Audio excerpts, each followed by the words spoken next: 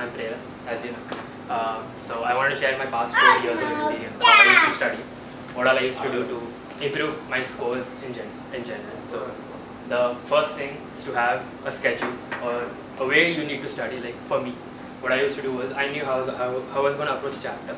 For example, if I had a chapter called Human Cells, so first read the entire textbook, and underline all the important phrases, or not the important one, just the one which are new, which you have never heard of the words.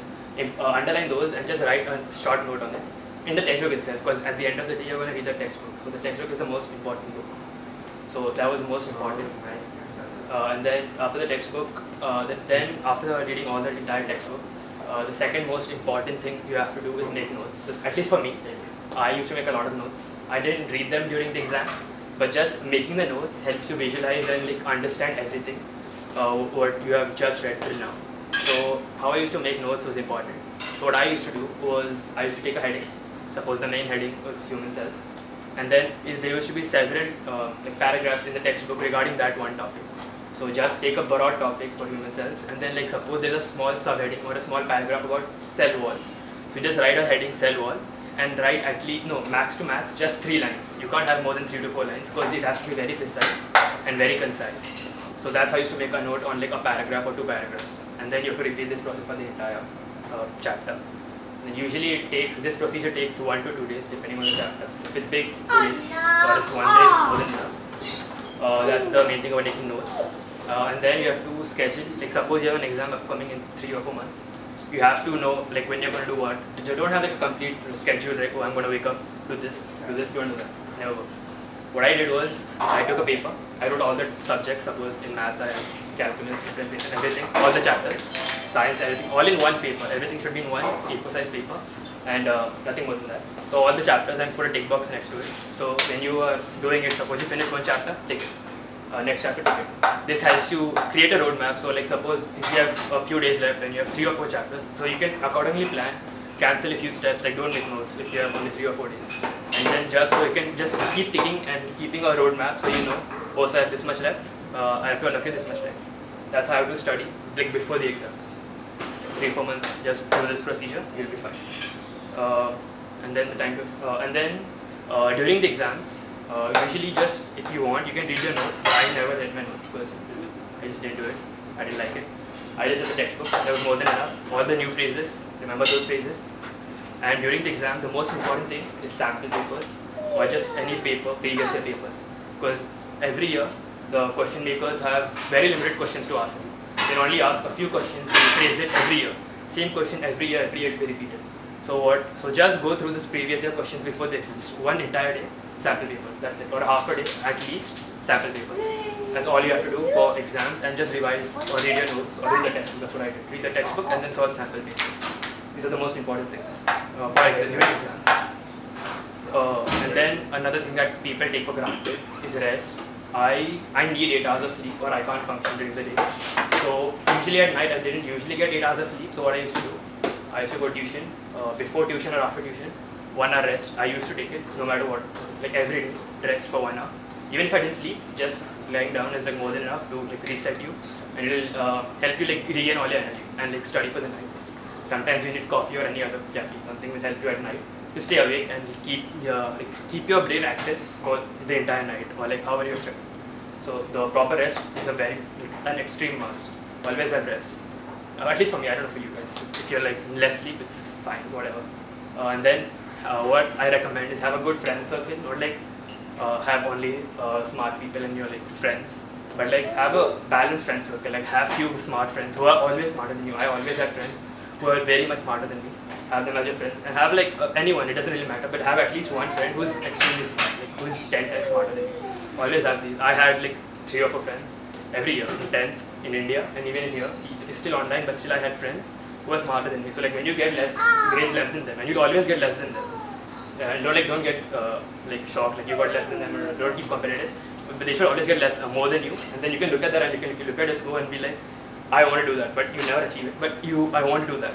That's always keep that mindset that I want to get that score. But it may not almost every time happen. Maybe it'll happen in one subject, it won't.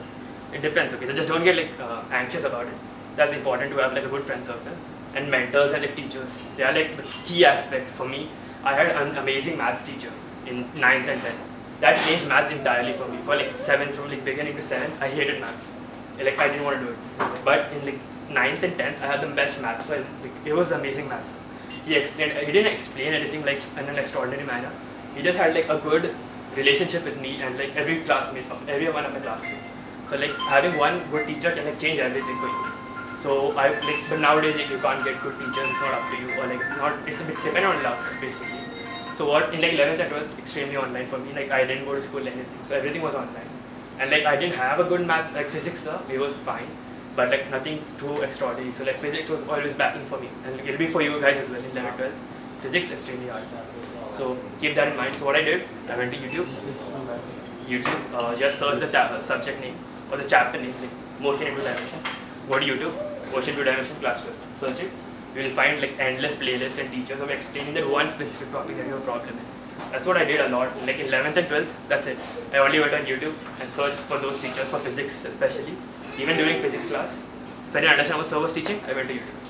So like don't get demoralized that I don't have a good sir, I can't do this. Just go to YouTube. Everything's on YouTube. That's an important thing. Yeah, and then another thing is have a target in mind. Like it could be any target for JEE, NEET. Like even in your school exams, have a target. Like I want to achieve this grade. For me in 10th, it was 95. So what I did to like help me visualize this score, I took an A4 paper, put 95 on it in like big bold words, and like stuck it on my study table. So I could see it every day. Every time I started to study, I saw the 95, and it helped me visualize. Oh, I have this goal. Keep it in mind. Even if you don't look at it, it'll always be in the back of your mind. It'll help you a lot. It helps. Like for me, I think it helped me a lot because in 10th, I didn't expect to get like 94. But the fact that I wrote 95 on the paper, I think it helped a lot. Subconsciously, maybe, I don't know. But it helps a lot. So to do this is the most important, this and the roadmap. Always have these two in mind. Yeah, so these are the most important things. Okay, for keeping a target. And then for like, I'm planning to go out of India, Canada. Canada, an important exam, I think is IELTS. You have to give IELTS as a baseline English exam. IELTS important, very important.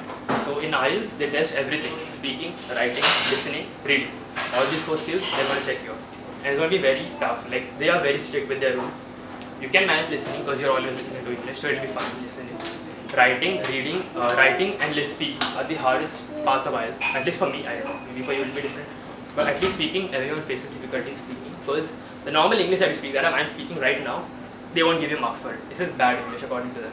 You have to have a very specific English. You have to go online, so like listen to 10, 15, 20 like the interactions that have between teacher, the guys who are going to grade you, and the student. There are like endless videos on this topic, on speaking. So I focus a lot on speaking. And for me, I was very bad at writing. Like not necessarily I had bad spellings. I couldn't write spellings. Even I can't write spellings now. So that's why I felt difficult in writing. But for you, it may be different. It just depends. So if you want to do like IELTS or any like SAT or anything, just go to Google. And you don't need to buy like textbooks. What I did, Google, Cambridge. Cambridge is the best publication for SAT.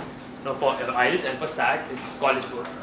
These two publications, you'll find free PDFs online. Solve those as much as you can. I did like at least 20-25 papers in the total time span. So that's for IELTS. And then for me, I was planning on going to India in 11th. It was India mainly. I dropped everything for US and started focusing on JEE.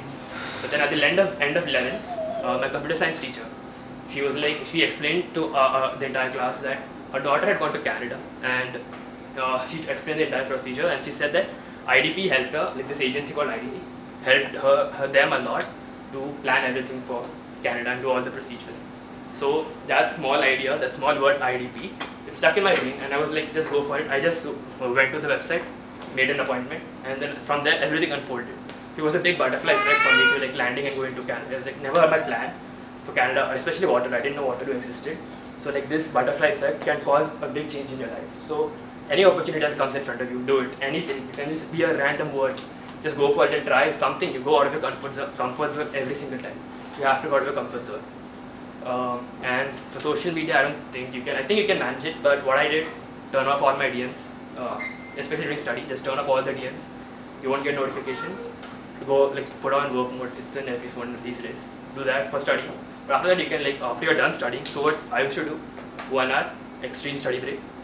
Like just go like the procedure that I explained before. Do that for 1 hour. Take 10 minutes break. go outside. Like don't go outside. Like just stand up from your chair, whatever you're doing, and like, leave the room for 10 minutes. That's it, and then come back another hour. Then for 3 hours, and then take like an hour, 2 hours, or however long, how much of a long break after 3 hours. So right. Yeah, and then for just don't download TikTok. That's very bad, very addictive. Don't do it. I didn't do it. That's it. Thank you.